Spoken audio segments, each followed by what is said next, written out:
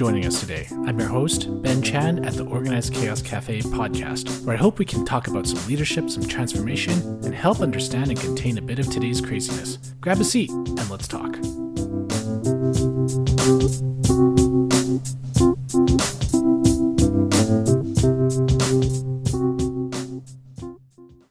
Hi everyone, today I'm happy to welcome my next guest. He transitioned from the stressful corporate accounting area in the energy sector into helping individuals transform their energy, performance, and health to maximize their longevity and potential.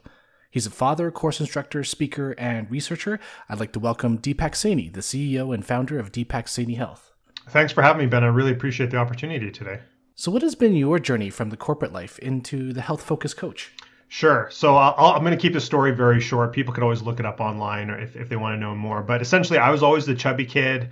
I was always getting sick all the time. You know, I'd have chronic bronchitis like 2-3 times a year, that sort of thing. So at 18 years old, I was morbidly obese. I was more than 100 pounds heavier than I am right now. Very, very heavy, you know, again, as you alluded to, I'm an accountant, went to university, you know, got working in the oil and gas sector, you know, corporate jobs, you know, sitting in front of a computer all the time. There's, you know, treats around all the time, that sort of thing. And now, you know, through chronic cardio, which, you know, in hindsight, I realized, you know, was a mistake. I basically broke my body down, ended up injuring my back such that I really couldn't do anything. And we can maybe delve into that a little bit later. But in trying to heal my back and going through that journey, I ended up healing my back. The last 40 pounds of weight that my body was holding on to just like melted away, you know, like so easily. And now I wasn't even trying to do that, but for someone who struggled with weight their whole life, you know, it was a welcome byproduct. That kind of got the aha bulb going. And then people saw my weight loss and, you know, being more healthier, more energy. They started asking me questions. I started informally coaching people. And then I kind of realized it's like, you know, I really like this more after, you know, so many years in the corporate world. You know, it can be very stressful, can be very challenging. The oil and gas industry has, you know, been in a downturn for the last couple of years. Going on 6-7 years now. So, you know, it just all that built up and I was like, you know what, I really like just helping people more. And, you know, I kind of muddled that idea for a while, but after, you know, maybe 6 months, I said, look, I'm doing this. So I went and got a bunch of certifications and yeah, started, you know, coaching people and helping people, you know, part-time at first, but now I do that full-time essentially. Awesome. And so beyond being a coach, you're also a personal fitness trainer, a speaker, and published writer. So it's great to see so many things under your belt. Yeah, you know, just when opportunity, you know, presents itself, you got to, well, sometimes you got to make your own opportunity, but when people come with, you know, thoughts, if, you know, you want to write an article for our publication or you want to, you know, could you know, speak to a group or something like, hey, I'm just all over it. So absolutely. And even for me, when I look at projects, I mean, normally people think it's the business context that it only applies to, but I look at it a bit more holistically at how projects are in life. And there's just a lot of things from both a short-term and long-term view to consider. So it's interesting how the health aspect comes into play and changes that perspective. Now, originally we met over at the Canadian Centre for Advanced Leadership program at the Haskayne School of Business as mentors for undergraduate students. I've been doing that for 5 years now, but you've been with the program quite a bit longer. Yeah, at least that long. Yeah. Yes, I've been part of that program for, it's hard to remember, 14 or 15 years, mentoring, you know, undergraduate students, which is not too different than, I mean, different topics, but, you know, I think all that experience has just helped me now working with people, coaching people, because it really is a one-on-one, you know, type of business to get down to people's root causes, root issues to help them. Right. And over that time period, you also made that transition over from corporate accounting into a health coach. How has that changed your approach to mentoring? Absolutely. I mean, like every student every year is going to have their own, you know, things they want to work on, their own problems, issues, etc. You know, there's always a lot of some similar things, you know, whether it be resume writing or how to prepare for an interview, etc. And of course, I've changed over time. My experiences have changed over time. But as I've gone through my own journey and become, you know, added more tools to my toolkit from a health and longevity perspective, when it's appropriate, I try and, you know, have my my mentees think about some of those things as well. You know, think about the bigger questions. It's not all about necessarily about getting a job and although they may not see that at at the age they're at in their early 20s, that is kind of the next step. But life is so much more than just getting a job and burning yourself out. So I just try and help them think about things like that. What's the next thing? And if you want a couple of examples, I've been incorporating some different type of questioning in our sessions the last couple of years now. Yeah. And what's the hardest question that your mentees have struggled with, or the most challenging question you've posed to them? Well, this is one question I've been asking the last couple of years here. So, and not to sound too morbid, but I ask my students, I'm like, if you knew for sure that you only had 5 years to live, and then it's all gone, you're going to pass away, what would you stop doing now? So again, if you knew you only had 5 years to live, what would you stop doing now? And it's a bit purposeful that way. It's like, why not 1 year or 2 years? Well, I'm kind of taking the assumption that you need time to wrap things up and get your life in order and get your affairs in order, and that's going to take a good year. So then, okay, now beyond that, everything's in order. Now, what are you going to do? Or as the question, what are you going to stop doing? And just the insight that people and the reflection that people have to think about. We have some really great discussion on that. Some very interesting things come out for sure. And even from whether they're male or female or cultural backgrounds, you sort of get a different flavor for the answer as well. So it's very interesting. But again, just to make people think a little bit outside the box. Yeah, and I'm sure that prompts a lot of personal insight and personal introspection. And if anything, it helps them set their 5-year goal, right? Yeah, at the very least, yeah, for sure. Excellent. And one of the things that I thought was interesting was that through your own health research, and I'll say experimentation, you do take a look at a lot of different things like caffeine, fasting and how it impacts your body, as well as other health supplements, and carrying them out on yourself in varying degree. How do you go about that process? Because for me, I've always had a bit of fear of putting new things into my body. There's hesitation in what might happen. How do you go about doing your own personal health research and application? Sure. So, I have a lot of resources that I look at, journals and people I follow, and kind of do a little bit of meta research or research on research type of things. As far as I spend at least an hour, 2 hours a day doing research of various kinds. So it builds up, and I get some ideas, and I let them fester in my mind. Sometimes for just a couple weeks, and sometimes for like a year before I'll try something. Now, risk reward is very, for all those sort of financial people or business people, they understand what that means from a financial perspective, but also from a health perspective. So, sometimes people might say, like, oh, that's kind of a crazy thing, or you injected yourself with what type of thing. But, it's not like I'm just willy nilly, that if I did something, I've been thinking about it for a while. Weighed the risks and rewards, like you alluded to my caffeine fast, like, I was pretty confident that the worst thing that was going to happen is that I was going to have like a, little withdrawal headache, which, I did on sort of on my taper. But once I got into it, it was fine. Right. So, there's always, justification and means around whatever I experiment on myself with. So. Absolutely. And what's been the most interesting experiment you've done so far? Boy, most interesting. How about I'll just give you one of my more recent ones that I've posted about on my YouTube channel and that sort of thing. So I did a NAD IV. So NAD is, I'm not going to try and pronounce it right now what that stands for, but essentially our body makes NAD, and it's part of our Krebs cycle and our energy cycle, et cetera. And as we age, it tends to dwindle, and that's potentially one of the reasons for some of the age-related issues that people have. So you can supplement with it or with precursors. And now, just recently, at least in Calgary, or we're based in Calgary, at least recently, now you can do NAD IVs. So again, maybe about 6-9 months it's been available. Do my research. I'm like, okay, so I went and did that recently, and my whole intent was to see if it gave me a lot of energy, which it's supposed to do. And I thought I was going to see if it would actually give me a strength boost. So I was actually going to try and max out on one strength training exercise. So I did it on one day. 2 days later, let it all sort of settle and circulate through my body. Did my experiment, and so I was not able to hit a new max, but I had so much energy that I was able to do 3 extra sets. which I normally wouldn't do. And there's, I've talked about this on my post. If anyone's more interested in the details, they can check that out. But so that was interesting. Fast forward a week later, I said, okay, let's see if the effects, and I'm hoping the effects last for a while, because we can't be doing IVs every week or anything like that.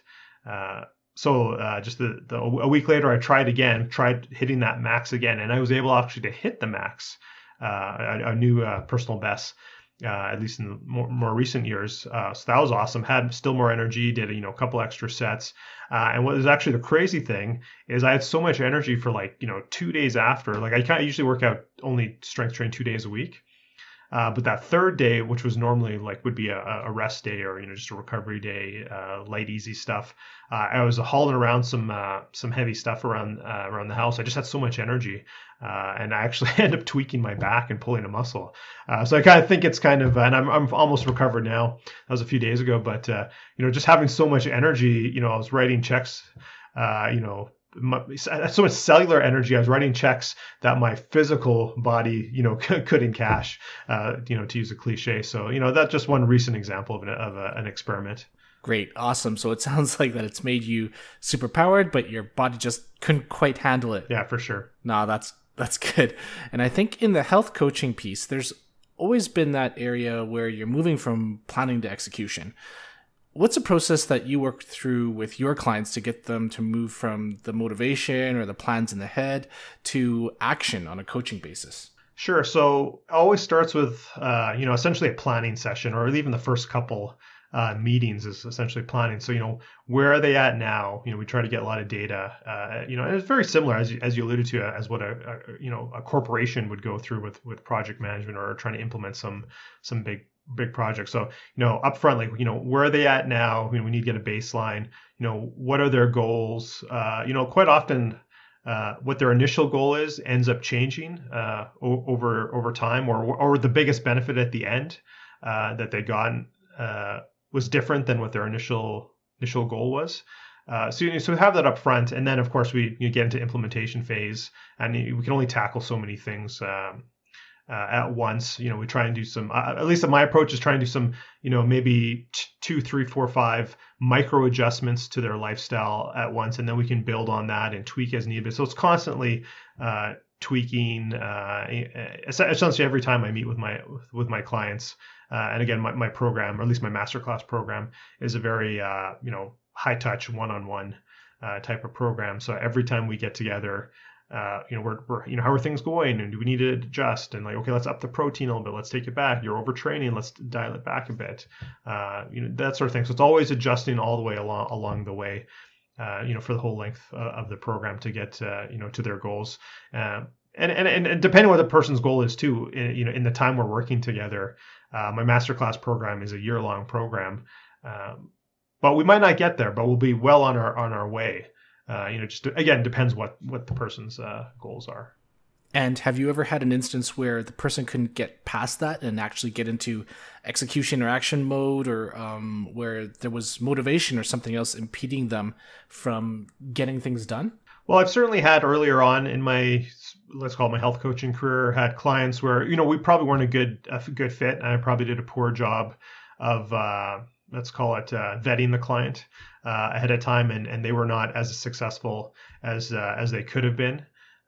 So I mean, that's partly on me and the vetting of how committed they are, how motivated they are. So I've totally revamped that over the last couple of years. So nowadays, I spend a lot of upfront, before I'll even take on a client, so they're fully aware.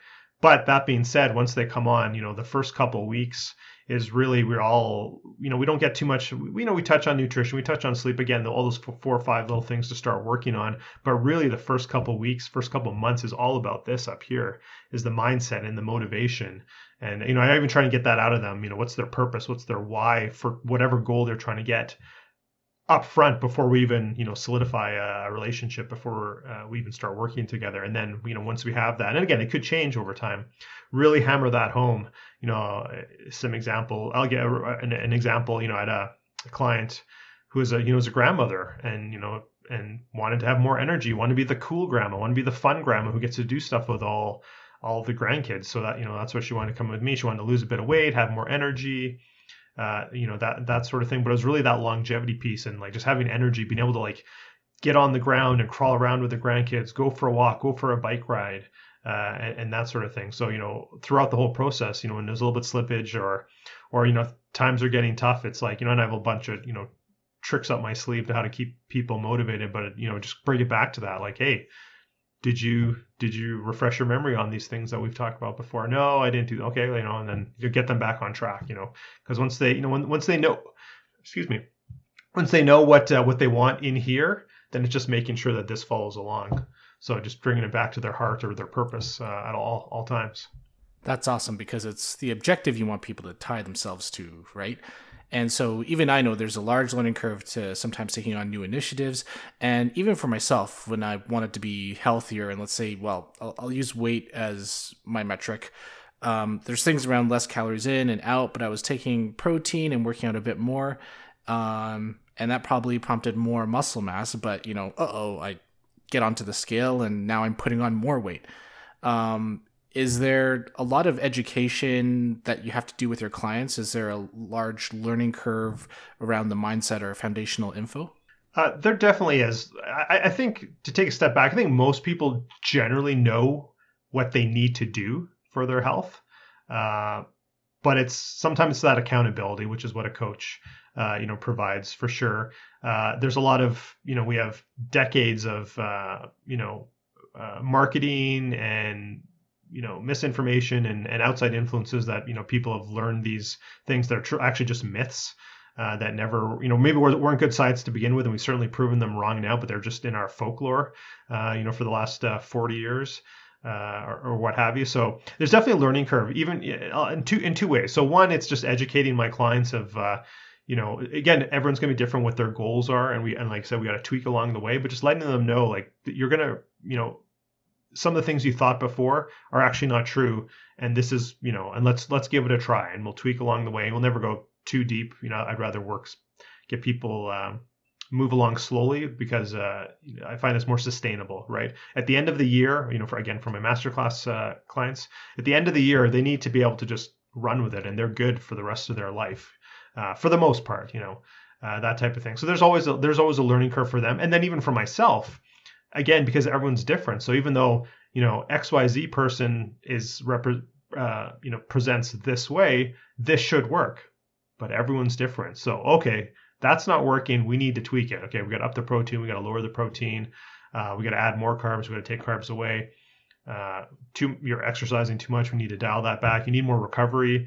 Let's tweak your sleep, et cetera. So I'm always learning from them week to week. At the same time, they're learning new things as I feel they're ready to learn new things and layer things on. Mm-hmm. And with your past clients, have you been able to have them upkeep their habits and lifestyle even after they're done their program? And to me, that's somewhat comparable to sustaining the benefits of a project and keeping that going. So I'd say it's a bit mixed, right? So it's really up to the client. I'm not going to be hounding people, but I have client, and I made this as part of my policy that if somebody wants, even when our relationship is done, when the coaching program is done, if they have a one-off question or like, hey, what do you think about this product or something, they can always email me or text me or whatever. So that's open-ended relationship. That's just part of what they get when they work with me.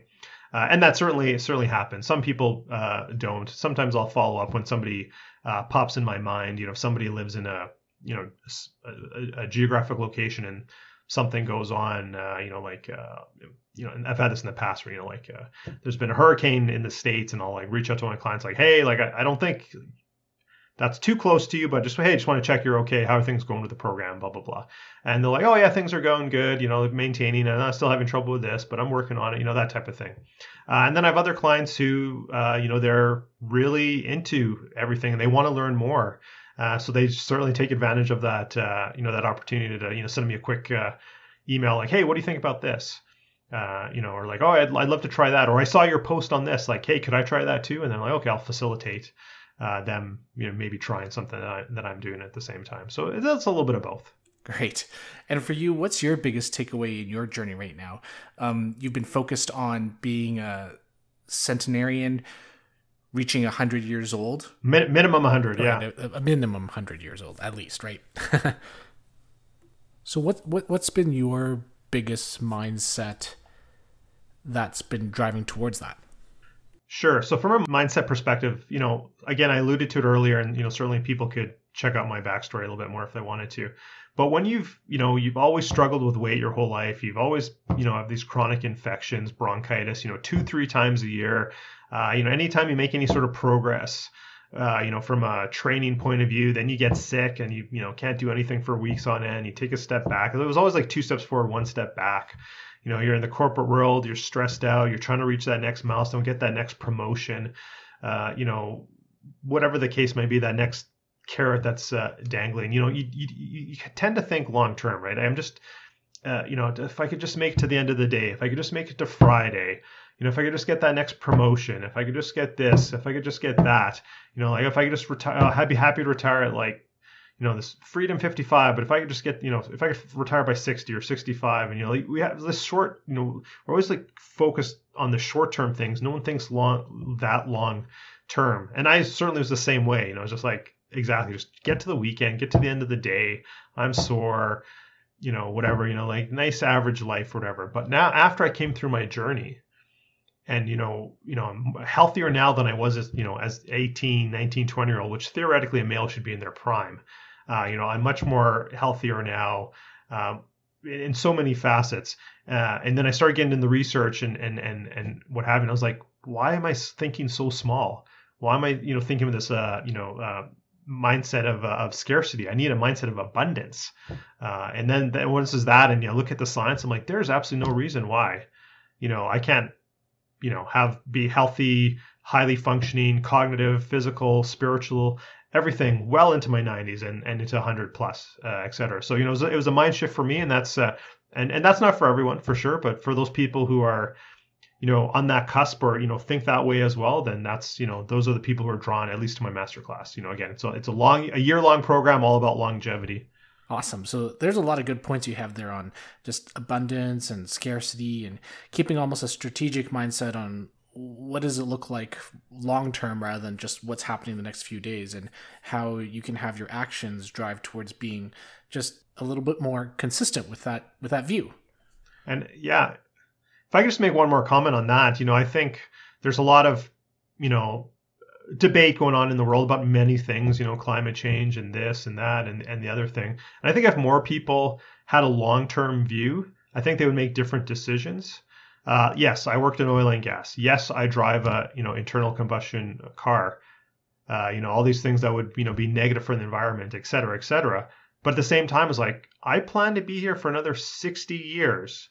The earth better be here.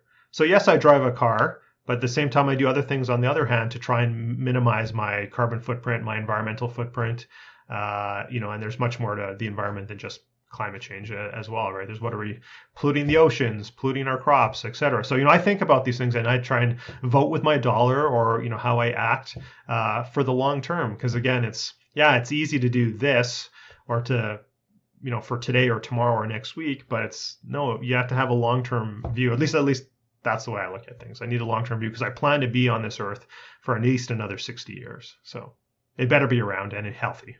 For sure. And thanks so much for your time and joining me today. People can find my guest, Deepak Saini, here at www.deepaksainihealth.com or www.personalbluezones.com. He has an excellent YouTube channel with frequent tips on health, and you can find him on LinkedIn as well at Deepak Saini Health. Yes. Those are the best places to catch me at. Definitely. If you're interested to learn more, check out my YouTube channel. Subscribe if you want. The health is very important. If you just go, unfortunately, my name is very common in India. So if you don't put the health on the end, you might get somebody else. So also on LinkedIn as well. I really appreciate the time today, Ben. It was a blast being on your podcast. Excellent, and thanks so much for joining. Awesome. Gratitudes. So thanks so much to Deepak Saini for giving his thoughts on mindset and health. And if you're looking for a health coach, be sure to go and reach out to him. Thanks again for listening to the Organized Chaos Cafe, and we'll see you at the next episode.